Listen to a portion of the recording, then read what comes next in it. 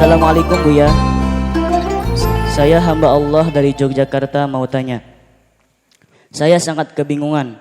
Saya punya guru dan dikasih amalan dengan zikir, tapi amalan itu nggak boleh dicampur dengan amalan thariqah lain.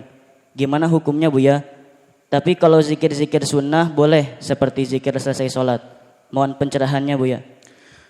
Pertama yang harus kita yakini bahwa guru-guru thariqah yang mu'tabarah, thariqah yang dianggap sudah dicek oleh para ulama kalau itu thariqah yang benar, semua zikir yang diajarkan adalah ternyata semua dari baginda Nabi, bukan zikir ngarang. Semua dari Rasul. Jadi hanya karena lautan Rasul itu adalah lautan yang sangat luas, sehingga kadang antara guru thariqah dengan guru thariqah itu zikirnya beda. Sebab tidak ada satupun dari kita yang bisa melakukan zikirnya Nabi semuanya. Ada seorang yang bisa memfokus kepada zikir tertentu, nanti seorang yang lain berzikir tertentu. Sehingga antara thariqah dengan thariqah itu ada beberapa zikir yang berbeda. Wiridnya berbeda. Tapi semuanya itu ada hujjahnya, diambil dari baginda Nabi SAW. Nah, itu yang harus kita yakini. Maka kalau sudah meyakini ini, sangat salah kalau tiba-tiba ada orang berkata bahasanya, kalau sudah kamu ikut thariqah saya, nggak boleh ikut zikirnya thariqah lain.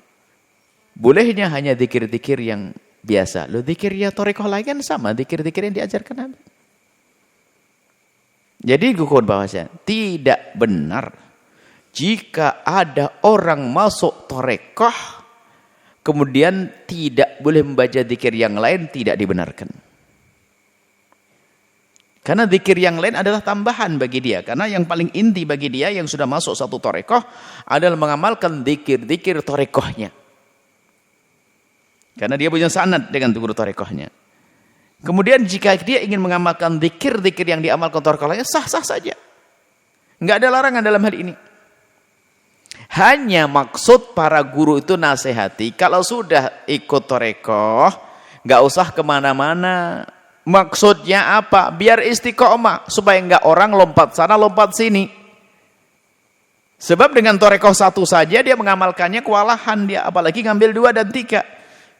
Cuman ada sebagian orang ngambil ijazah, oke lah kita ngambil ijazah thariqah Qadiriyah, kita ngambil ijazah thariqah Tijaniyah, kita ngambil thariqah Naqsyabandi, Rifaiyah, ngambil ijazah sah. Tapi kalau mengamalkan kita belum tentu bisa semuanya mengamalkan. Tapi yang bisa kita amalkan adalah paling utama dan kita ambil dari guru kita. Sehingga misalnya orang dia ikut thariqah Qadiriyah, dia bisa mengamalkan thariqah Rifaiyah, sah-sah saja baca zikirnya. Sayyid Ahmad Rifai itu bisa zikirnya. Guru thariqah yang lain sah-sah saja. Jadi itu nggak benar kalau dilarang maksudnya sampai derajat haram. Kalau larangannya maksudnya pengarahan, gini loh ya. Karena seorang mursyid itu biasanya melihat kemampuan seorang murid. Sudah ya, kamu amalkan zikir ini saja. Seperti di sini kan dilarang baca zikir-zikir yang lainnya. Karena apa? Tugasmu belajar.